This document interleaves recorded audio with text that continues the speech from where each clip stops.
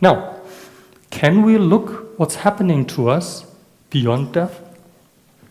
Can we have a glance what happens to us, what we will experience shortly after we have died?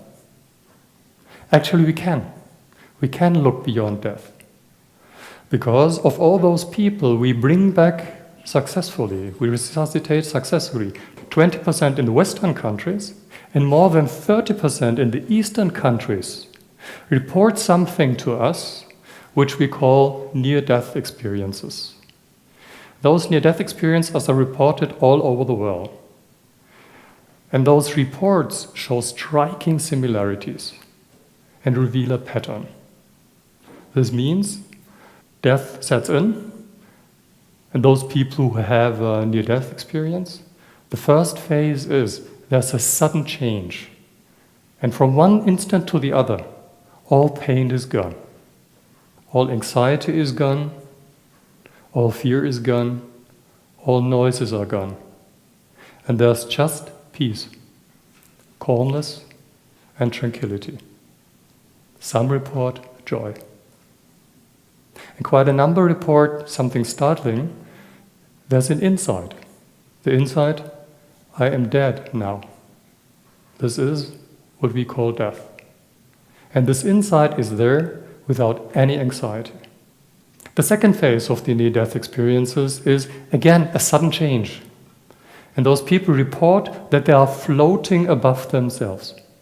They are floating above themselves, see themselves lying down on the stretcher, see us emergency physicians and emergency nurses trying everything to bring them back.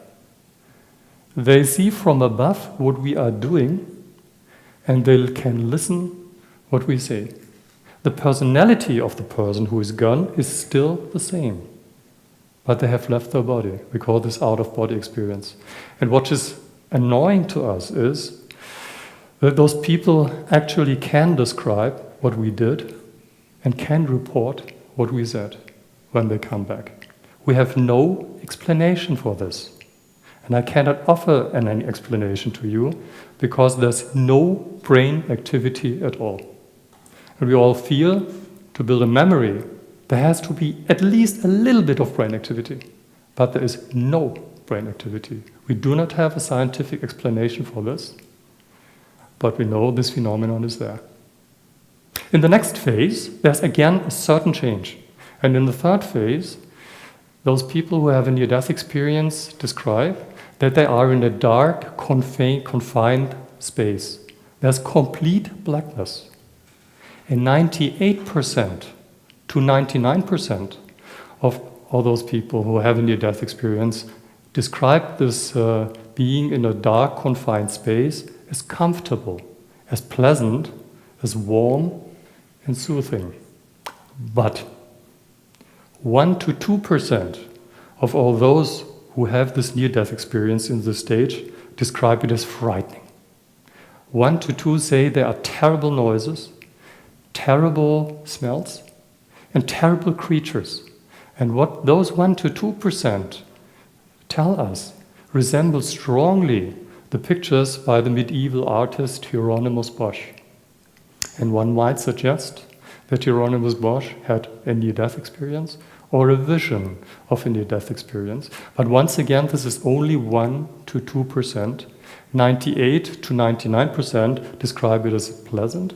And what may be comforting is that a certain proportion of those 1 to 2% who describe it as unpleasant say it later turns into a pleasant event.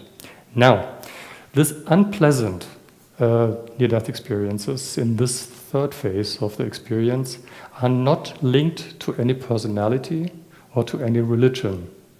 I used to say, if we could show that, let's say, Catholic people would have no unpleasant death experiences and Protestants had, then we would have billions for our research in near-death events, but this is not the case. We don't have any predictor for this.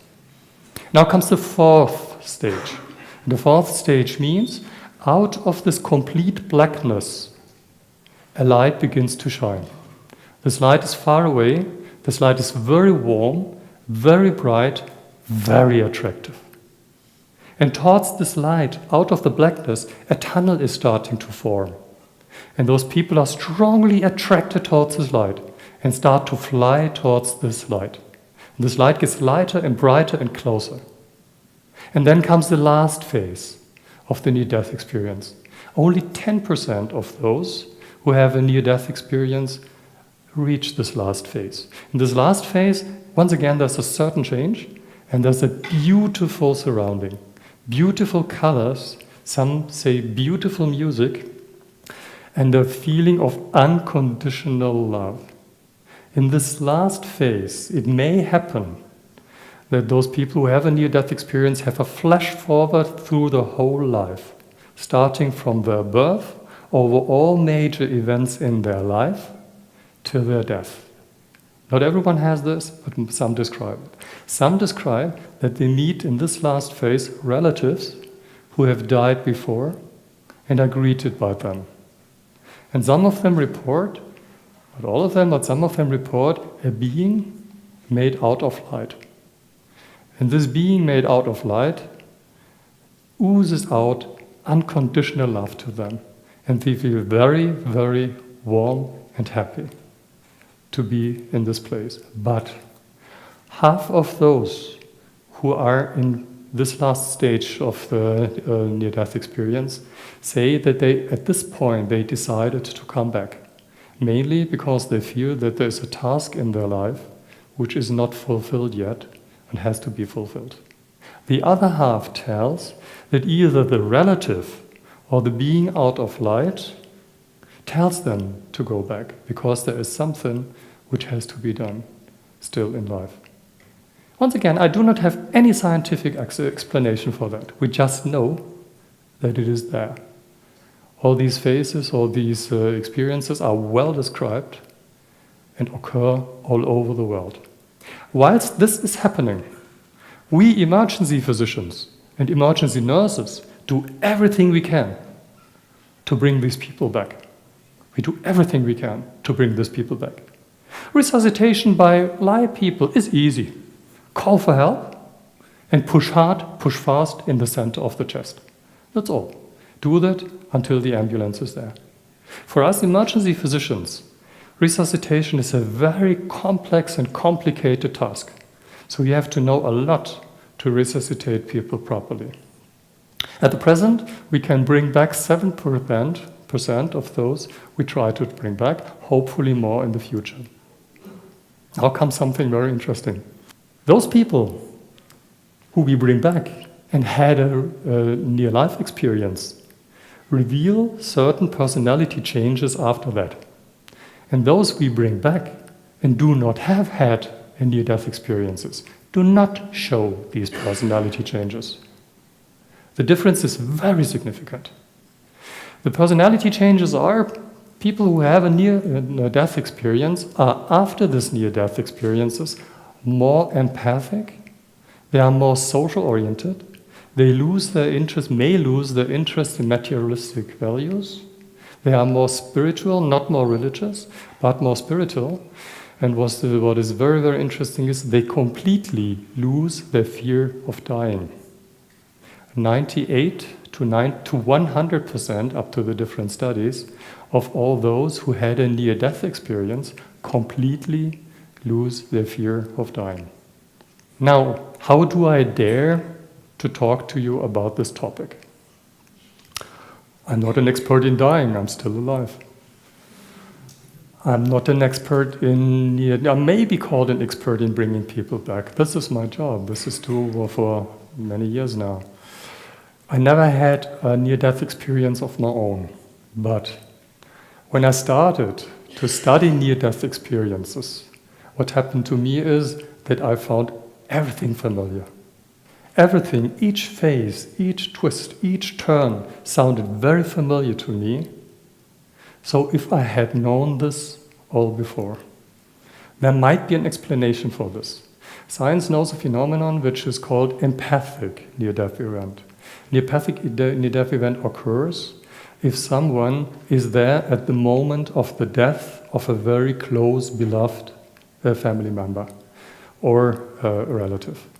If someone is there at the moment of death of someone who is very close to him and dies, one might suggest that this person shares his near-death event experience with the person who sits next to him. Now, I told you at the beginning, I was with more than 2,000 humans when they crossed the line from life to death and died. And maybe over the years, at any point in time, those started to share their near-death experiences with me. And over the years, I developed exactly the same personality changes as those who had a near-death event, although I never had one of myself. This includes that I completely lost every fear of dying. I know it's nothing to be afraid of, not at all. And this, my dear friends, is a message I would like to share with you today. And maybe sometime, when we meet on the other side, then tell me whether I told you wrong today or right.